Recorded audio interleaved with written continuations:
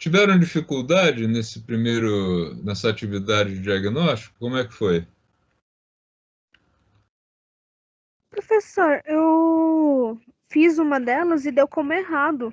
Só Eu que, sei, tipo, fui eu que errei. acho que tinha dado Eu 192. errei em duas.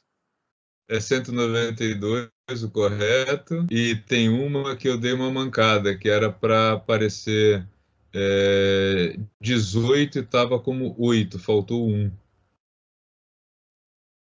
Não sei se o de vocês eu corrigi antes, mas vamos ver. Mas é 192 o correto. O dos azulejos, né? Isso. Ufa, achei É que tinha feito alguma coisa 190. errada. Eu refiz 2 vezes ainda.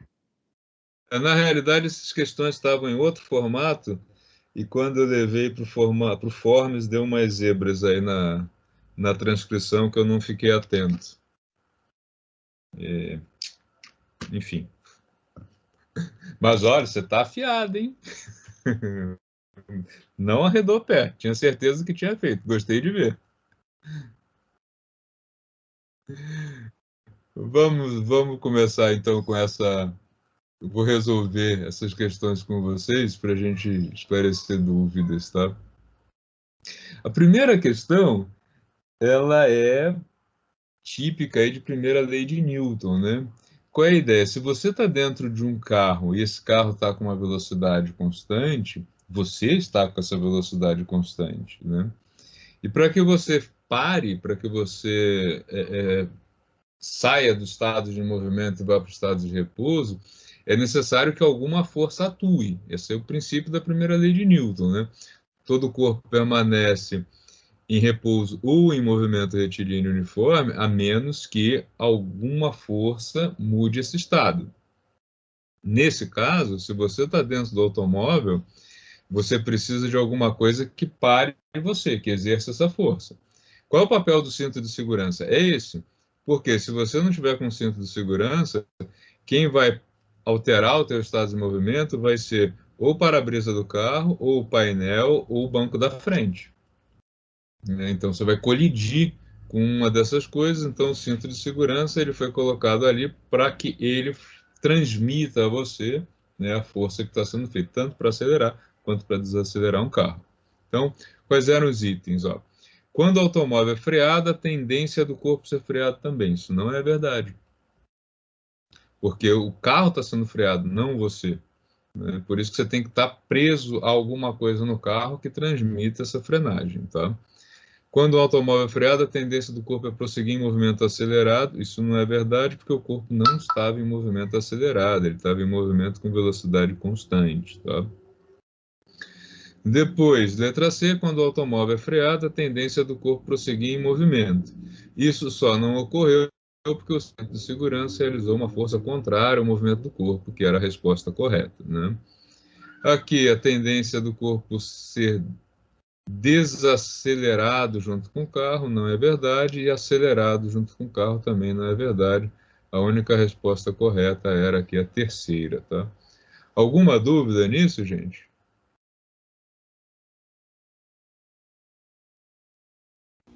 Tranquilo, professor. Tranquilo? Aqui, opa, ficou um parênteses que não deveria existir aqui, deixa eu eliminá-lo. Também problema na hora da transcrição.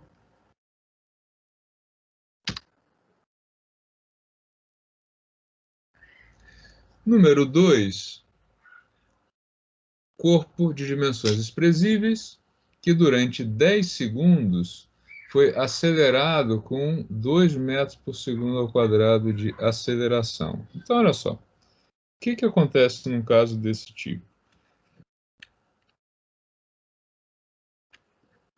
O objeto está parado, então, quando o tempo é igual a zero, a velocidade desse objeto é 0 metros por segundo. Ele estava parado. Um segundo depois, o que vai acontecer? Ele passou, né? Se a aceleração dele foi de 2 metros por segundo ao quadrado, e olha, isso quer dizer 2 metros por segundo em cada segundo. Então, passado um segundo, ele saiu de 0 e foi para 2 metros por segundo de velocidade. De 1 para 2 segundos, mais 1 segundo de intervalo, a velocidade dele vai de 2 para 4 metros por segundo. De 2 para 3, mais 1 segundo, a velocidade dele vai para 6 metros por segundo.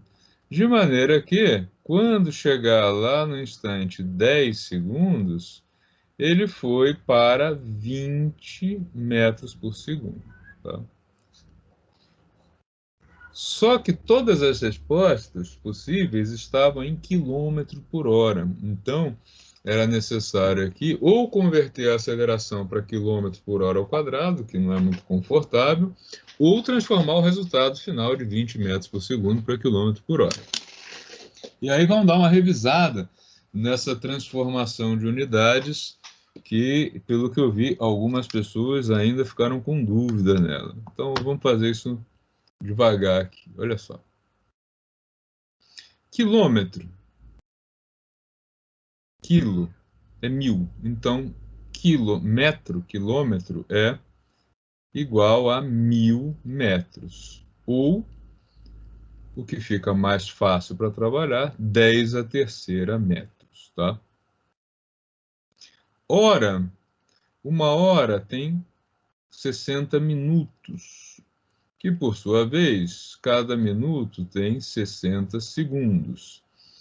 Então, uma hora corresponde a 3.600 segundos, ou ainda, se preferirem, o que eu acho aconselhável, 3,6 vezes 10 ao cubo segundos. Tá? Então, 1 quilômetro por hora significa percorrer 10 ao cubo metros, ou 1.000 metros, em 3.600 segundos. E aí, simplificando 10 ao cubo com 10 ao cubo, isso significa 1 sobre 3,6 metros por segundo. Então, eu tanto posso dizer que 1 quilômetro por hora corresponde a 1 dividido por 3,6 metros por segundo, quanto eu posso dizer que 1 metro por segundo é igual a 3,6 quilômetros por hora. Então, nesse caso, uma velocidade de 20 metros por segundo é igual a 20 vezes, onde tem metro por segundo, entra o 3,6, não 3,3. 3,6 quilômetros por hora, o que dá, então, 72 quilômetros por hora. Tá? Seria a resposta correta. Essa conversão de quilômetros por hora para metro por segundo ela é importante porque em perícias, em análises ou até mesmo em simulações, o segundo nos dá uma noção muito boa porque 1 segundo é aproximadamente o tempo de um piscar de olhos. Tá? Então, o que significa uma velocidade de 20 metros por segundo? Significa que você olhou para um objeto e ele estava aqui. Você piscou o olho quando você abriu o objeto, estava aqui a 20 metros de distância de onde ele estava. Uma velocidade alta. Tá? Então, por isso, para algumas aplicações, a velocidade em metros por segundo é muito mais útil do que trabalhar só em quilômetros por hora, para a gente ter noção do que é ou não é um movimento exageradamente rápido ou lento demais. Tá? Tudo bem nessa segunda, pessoal? Alguma dúvida?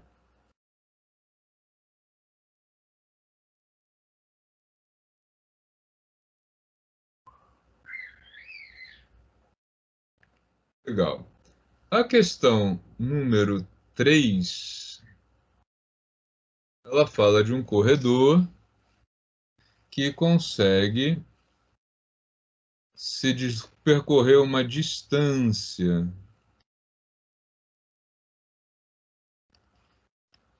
de 100 metros em um intervalo de tempo de 10 segundos. Tá? Então, aqui, a velocidade média é a distância percorrida, os 100 metros, em 10 segundos, o que nos dá uma velocidade média de 10 metros por segundo. E aí a gente precisa usar a mesma conversão que a gente tinha ali em cima. Ó.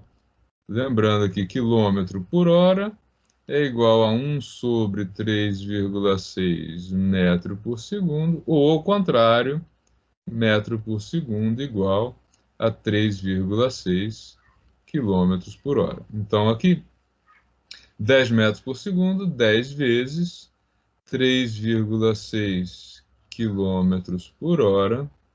Então, a velocidade média do corredor foi de 36 quilômetros por hora. Atualmente, os caras já passam um pouco disso, né? A gente já tem os corredores na faixa aí dos 9 segundos, 9, alguma coisa segundos, nas provas de 100 metros. Mas é uma velocidade muito, muito alta para um ser humano alcançar, né? Dentro de um carro, não, mas com as próprias pernas é uma coisa impossível para os pobres mortais que tentam correr. Só realmente os atletas de elite que conseguem uma velocidade desse tipo. Tá? Então a resposta correta estava aqui: 36 quilômetros por hora. Tá? Dúvida nessa?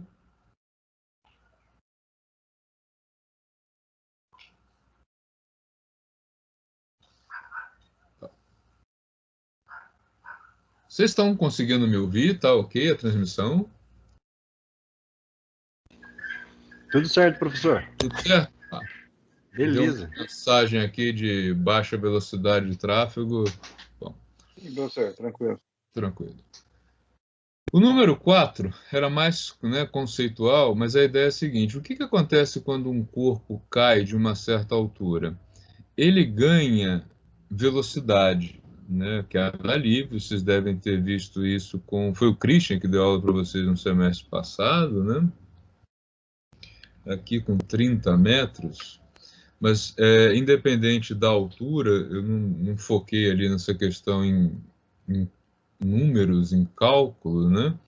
Eu só quis que vocês pensassem no seguinte, olha só. Se eu tenho um objeto apoiado em cima de uma superfície, está aqui, o objeto é puxado para baixo pela Terra, peso do objeto. Para que ele fique parado, a superfície tem que ser capaz de exercer uma força normal, com a mesma intensidade que o peso. Então, aí se equilibram, né? Estou supondo aqui que a superfície aguente. O que acontece quando um objeto é solto de um ponto muito mais alto, ou qualquer ponto mais alto? Na medida em que ele desce, ele vai ganhando velocidade, porque ele está sendo acelerado pela força-peso. De maneira que quando ele chega aqui embaixo, ele tem uma velocidade final, tá? Que vai ser mais alta quanto mais alta for a distância percorrida. E aí, para que ele vá dessa velocidade, né, final aqui para 0 metros por segundo, né, para que ele seja parado, isso tem que ocorrer numa fração de meio segundo aproximadamente. Então, o que acontece? Vamos pegar o exemplo numérico que foi dado. O objeto caiu de uma altura de 30 metros. Tá? Então, ele caiu ao longo de 30 metros. Se vocês pegarem aquelas equações lá que dá velocidade, por exemplo, velocidade ao quadrado igual a velocidade inicial, menos 2 vezes a aceleração gravitacional, altura final menos altura inicial. Tá? Para calcular a velocidade que o objeto vai chegar aqui embaixo, o que nós teríamos? Né? Vou chamar aqui de velocidade no solo ao quadrado, ela é. Ele saiu de 0, foi puxado para baixo pela Terra, estou arredondando de 9,8 para 10, tá? Chegou lá no solo, altura 0, partindo de 30 metros de altura. Então, a velocidade do objeto no solo, ela é de velocidade ao quadrado, ela é de 600, tá? Então, a velocidade no solo, ela é de aproximadamente raiz de 600. Deixa eu fazer a conta aqui para colocar o valor mais próximo possível.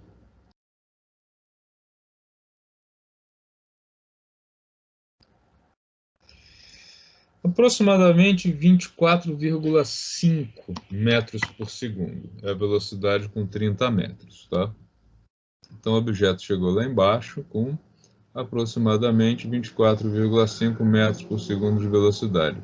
O que vai acontecer? O solo, para parar esse cara em meio segundo, ele vai ter que exercer sobre ele uma força que é igual à massa do objeto, que aí não foi fornecida, tá? Ficou só a massa, vezes a desaceleração. Ele aqui, gente, vai de 24,5 para 0 de velocidade em meio segundo. Tá? O que isso significa? Essa velocidade é igual à massa do objeto, essa velocidade, essa força, vezes 29. Tá? Ou seja, se vocês pensarem que o peso que o objeto tem é aproximadamente 10 vezes a massa dele, 29 significa o quê? Que a força que vai ser exercida é quase 3 vezes a força-peso. Ou seja, o solo, para parar esse objeto, vai ter que realizar uma força que é quase 3 vezes a força que ele faria para manter no solo o mesmo objeto apoiado. Então aumenta muito. Tá? Por isso que um objeto como uma moedinha, né, que se você deixar ela no solo, ela não causa nenhum dano, é um objeto bem leve, se ela cai de um prédio, ela pode danificar o piso. Assim como se você deixa uma panela cair, quanto mais pesada for essa panela e maior a altura, maior o risco que você tem de danificar o piso. Ou até mesmo, nesse caso, se a pessoa deixar cair alguma coisa de um prédio, você pode ferir gravemente alguém com um objeto aparentemente muito pequeno, tá? Por conta da desaceleração, né? Imagina que a moeda caiu na cabeça de uma pessoa. A cabeça da pessoa vai ter que desacelerar essa moeda de uma velocidade que pode ser alta, né? 40 metros por segundo, 50 metros por segundo, né? Não é uma coisa incomum. Então, muito cuidado com objetos que são abandonados aí, que caem, né, do alto de um prédio, que podem causar danos.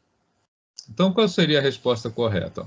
Ao colidir com o solo, a superfície exerce sobre o corpo uma força de mesma intensidade que quando o objeto está apoiado. Já vimos que não.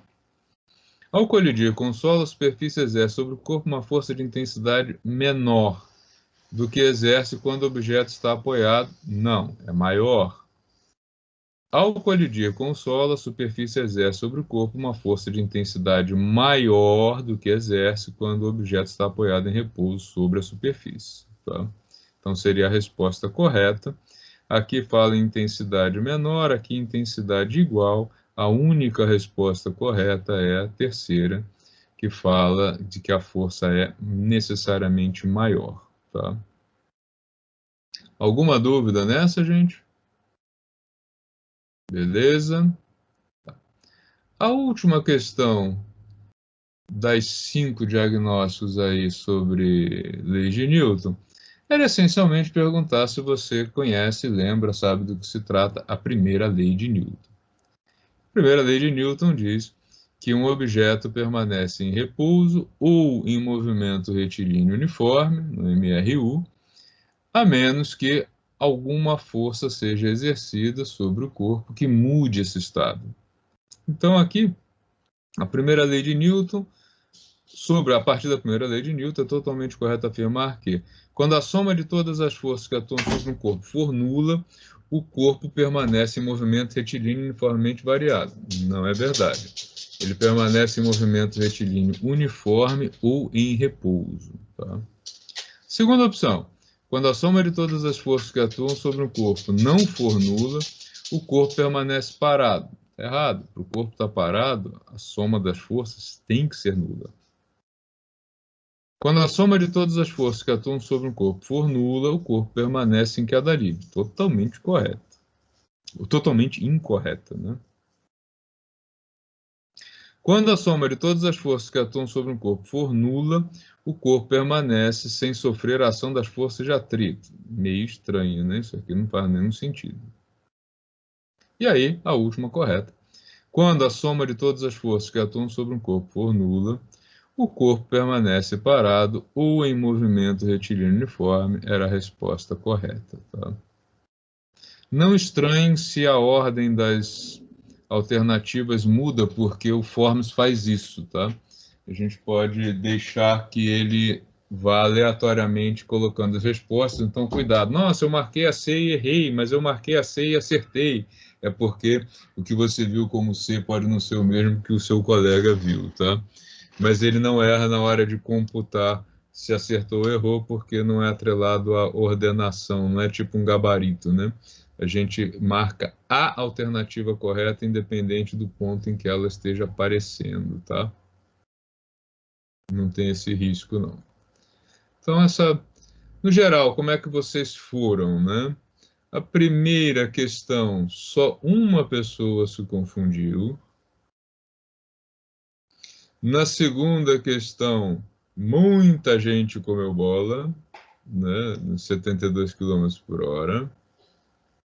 Na terceira questão, muita gente também caiu no conto aqui dos 10 metros por segundo, 10 km por hora. Tá? 36 era o correto. Nessa quarta questão, o maior número foi na alternativa correta, mas teve muita gente que errou, tá?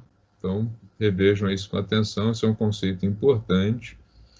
E a última, dessa parte de mecânica, 3 pessoas se confundiram na primeira lei e a maioria foi na formulação correta da primeira lei de Newton, tá ok?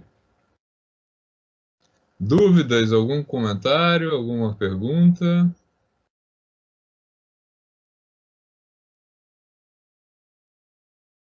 Ok. Nessa número 6, tá? A maioria acertou, mas 2 pessoas se confundiram. Olha só, como é que isso aqui tem que ser feito? E aqui nessas questões, eu acho que algumas pessoas podem ter ficado confusas com o editor, porque o editor do Forms ele não tem os mesmos recursos que o Word, e às vezes algumas equações matemáticas ficam com um formato bem esquisitinho mesmo, tá? Olha só, aqui, né, nós temos 2 vezes, aí abre parênteses, 48 mais 52, dividido, ou a barra, por 50. O que era importante aqui, para quem errou observar? Sempre que eu tenho parênteses, o que eu tenho que resolver primeiro é o que está destacado no parênteses. Então, faço essa soma. 48 com 52 dá 100. E aí, na sequência, tanto faz se eu faço o produto ou a divisão primeiro, tá? Se eu fizer o produto, 2 vezes 100 dá 200, 200 dividido por 50 dá 4. Se eu fizer primeiro a divisão, fica 2 vezes 100 dividido por 50 dá 2, 2 vezes 2, 4. Então, produto e divisão não importa quem é feito primeiro, mas o parênteses indica qual das operações tem que ser feita em primeira mão, tá? Então, aí o pessoal que caiu aqui no 100, cuidado. Aqui vocês foram super bem, só 2 erros. Eu acredito que quem errou foi confusão devido a essa anotação, que realmente não é das melhores, mas é o que o Forms permite, tá? Essa equação aqui escrita desse jeito, ela é o mesmo que dizer o seguinte: raiz quadrada, né, que é o elevado a meio, de 4 ao quadrado, vezes 10, mais 8 vezes 30. Tá? Então, a raiz disso tudo aqui. A ordem de precedência na hora de fazer um cálculo é potência, né, só para recordar, eu sei que a maioria acertou. Professor, Potência. Oi. nem imaginava que isso era uma raiz quadrada, rapaz. É, elevado a meio, elevado a um terço, é raiz quadrada, raiz cúbica. Na verdade, isso aqui é um símbolo matemático que foi criado para substituir isso aqui, Aham, tá? É a mesma coisa. beleza. Então, por exemplo, se você tem isso aqui, x elevado ao cubo raiz quarta, isso é x elevado a 3 quartos, tá? Você consegue fazer nas calculadoras desse jeito, aquelas que não têm a notação de raiz, tá? Então, aí, recordando, ó, o que a gente tem que fazer? Potência, depois multiplicação e divisão, e depois soma, subtração. É a ordem que a gente tem que seguir. Quando eu tenho parênteses, essa ordem é alterada. Então, vamos lá. Como é que a gente faz aqui? Primeira coisa, tem uma potência, 4 ao quadrado. Então, aqui vai ficar um 16 vezes 10 mais 8 vezes 30 raiz. Agora, o que eu faço primeiro? Eu tenho que fazer produto. Não esquecendo que aqui tem um parênteses, né? Produto. Então, 16 vezes 10, 160, mais 8 vezes 30, 240. E aí, é que eu acho que algumas pessoas podem ter se confundido, tá? Quando eu tenho isso aqui, né, isso aqui está implicitamente entre parênteses, eu tenho que fazer primeiro essa soma para depois fazer a raiz. Ou seja, fica a raiz de 400, que é igual a 20, tá? Gente, um erro muito comum mesmo quando você trabalha com a calculadora científica, porque a calculadora científica ela não enxerga, né? Fala que a calculadora enxerga é um exagero, né? Mas a calculadora científica ela não vê isso aqui, né? Então, olha só, uma brincadeira que eu faço muito no laboratório que é a seguinte: calcule raiz quadrada de 3 ao quadrado mais 4 ao quadrado. Na calculadora? Fazendo aqui à mão, praticamente ninguém erra. 3 ao quadrado dá 9. 4 ao quadrado, 16. 9 mais 16, 25. Raiz de 25 é igual a 5, tá? Aí você vai para a calculadora e faz isso aqui. Raiz 3 ao quadrado mais 4 ao quadrado. Sabe quanto que a calculadora responde para isso? 19. Sabem por quê? Porque ela não entende implicitamente que tem um parênteses aqui. O que ela faz? Como é que a calculadora responde a isso aqui? Ó, ela responde assim: você não disse que era a raiz quadrada da soma, você disse que era a raiz quadrada do primeiro número que apareceu aqui. Então ela vai fazer assim: raiz de 9 mais 16. Raiz de 9 é 3. 3 mais 16 é igual a 19. Se você fizer raiz de 4 ao quadrado mais 3 ao quadrado, ela vai fazer o quê? Raiz de 16 mais 9, isso é 4 mais 9, isso é igual a 13. Tá? Por quê? Para a calculadora entender isso aqui, como nós entendemos visualmente, você tem que dar o comando correto. Assim, ó, raiz, abre parênteses, 3 ao quadrado, mais 4 ao quadrado, e aí sim ela vai responder 5. Tá? Então, muito cuidado com isso na calculadora. Tá? Beleza, gente? Tem uma pergunta aqui no chat, deixa eu ver. Ah, tudo bem, Kathleen, sem problema. Não sei se você ainda está por aí. Então, essa questão aqui, o correto, que é o que a maioria chegou, é o... Opa, cadê a questão? Essa aqui. O correto, 20. A maioria acertou, só 2 pessoas não chegaram aí no valor mais correto. Tá legal.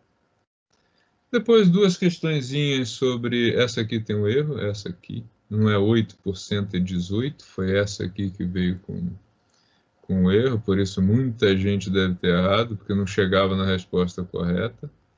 Deixa eu já ajustar isso aqui. O valor correto aqui seria 18%, tá? Essa foi uma problemática. Vou fazer com vocês. Um objeto custa R$250, teve um aumento de 20%. Não, não foi essa. Aí...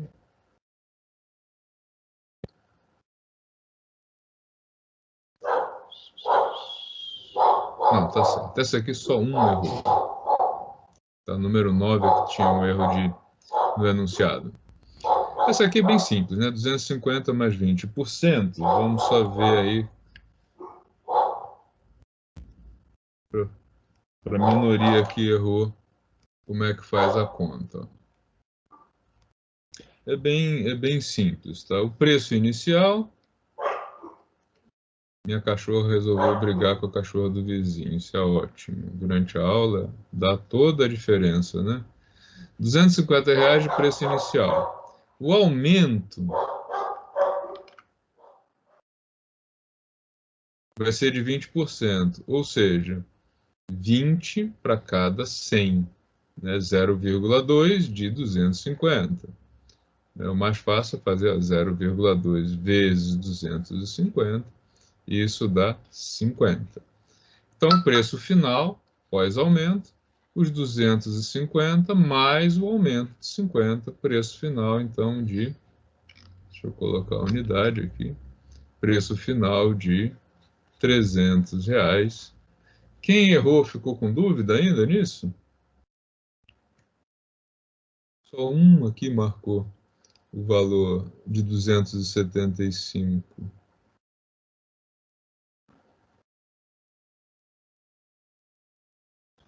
Agora a questão que tinha um erro de cálculo. A maioria acertou, tá? Aliás, todos acertaram, que colocaram 20%, que de fato era o mais próximo do correto. Não voltou para cá, tudo bem. Mas vocês sabem que acertaram, tá? Aqui era também simples, né? Tinham algumas maneiras de fazer essa questão. A mais direta seria fazer o seguinte, tá? O preço inicial do objeto era 60 mil, vou botar a unidade, né? Aí o objeto teve um desconto de R$11.000 e o preço final passou para R$49.000. Então, posso calcular de 2 maneiras. Uma delas seria a seguinte: 60 mil, 100%, o desconto de 11.000 corresponde a X%. E aí, fazendo as contas, você ia chegar num X igual a 18,33%. Tá? E aí o valor mais aproximado que vocês encontraram foi 20, perfeito. Ou eu poderia ter feito assim, 60 mil era o preço cheio, 100%, 49 mil,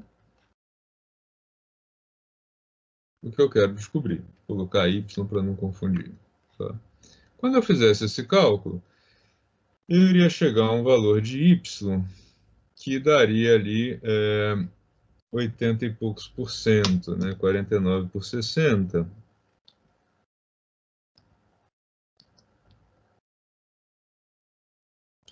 daria 82% aproximadamente, tá? Indicando que a redução o desconto foi de 18%, né? Colocando todos os decimais, daria de novo 18,33, tá? Então essa também é uma questão aí que ninguém errou. Quem errou foi o professor, que marcou aqui errado o negócio, né? Eu acho que eu vou voltar aqui, porque piorou a situação quando eu fiz essa alteração. Então eu vou voltar ao que estava antes, que é melhor, porque daí só vou mudar a resposta correta. Deixa eu voltar aqui. Pior que ele não volta.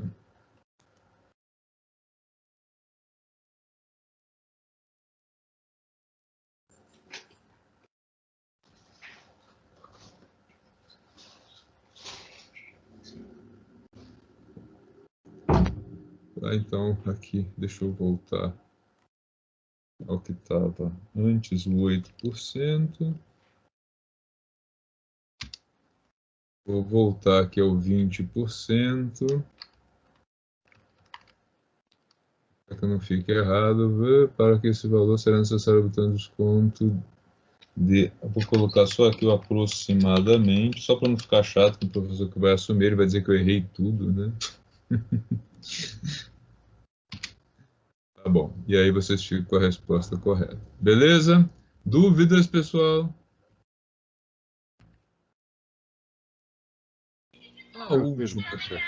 A última questão é uma questão que costuma gerar muita dúvida, né? Infelizmente, muita gente boa se confunde. Deixa eu ver como é que vocês foram. E aí, para piorar a situação, o professor aqui ainda deu uma mancada e colocou o valor errado, né? O valor correto não é 180, é 192, tá? Essa digitação aqui foi falha, mas eu estou vendo que muita gente foi para o 288. Não sei o porquê. Aqui onde é 180, deveria estar um 192. Vamos ver por quê que a resposta correta é 192. Algumas maneiras de pensar nessa questão. A maneira, digamos que matemática mais direta, né, seria pensar no seguinte, ó. Você tem uma parede com 3 de altura e 4 de comprimento, tá? Então, a área da parede é de 3 por 4, é uma área de 12 metros quadrados, tá? O azulejo, que é de 25 por 25 centímetros, tá?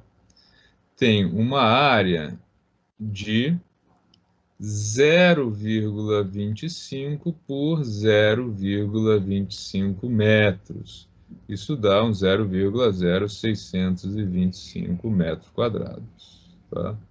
E aí, quando você divide o 12 por 0,0625, isso dá 192 peças, tá? Seria a maneira mais direta aí de calcular. Uma maneira muito usada, mas que os pedreiros usam muito isso e que muita gente boa erra, é em pensar no seguinte: quantas peças eu preciso para formar 1 metro quadrado, tá? Então, se eu quiser formar 1 metro por 1 metro, quantos azulejos eu preciso? Ó, coloquei a primeira peça aqui, deu 0,25 metros. Eu preciso de 1, 2, 3, 4, 25, 50, 75, 100. Então, eu preciso de 1, 2, 3, 4 fileiras de azulejo, 1, 2, 3, 4, para formar 1 metro quadrado, tá? Então, ó, mesma coisa aqui, 25 com 25, 100, 50, com mais 25, 75, com mais 25, 1 metro. E idem aqui. Então, 1 metro quadrado corresponde a 16 peças, tá? E aí, 12 metros quadrados, então, 12 vezes 16 dá as 192 peças, tá? O problema disso aqui é que muita gente boa faz assim, então eu preciso de 4 peças, 4 por 4. Só que isso daqui é só 0,25 metros quadrados. Não é 1 metro quadrado. E aí a conta fica toda errada, tá? Então, valor correto, 192 peças, ou desse jeito, tanto faz. Outra maneira muito comum de fazer, que é a que o pessoal de loja de material de construção faz, ele faz assim, o número de peças é parede, largura, comprimento, ou altura, comprimento, dividido por 0,25. Aliás, eles fazem assim, mas típica conta que o cara de loja de material de construção faz, dividido por 0,25 e dividido de novo por 0,25, porque ele faz isso com qualquer calculadora, né? Ele não precisa da calculadora científica para fazer isso, dá o 192. E aí, em cima disso, eles costumam adicionar 10 ou 20% para compensar as perdas, porque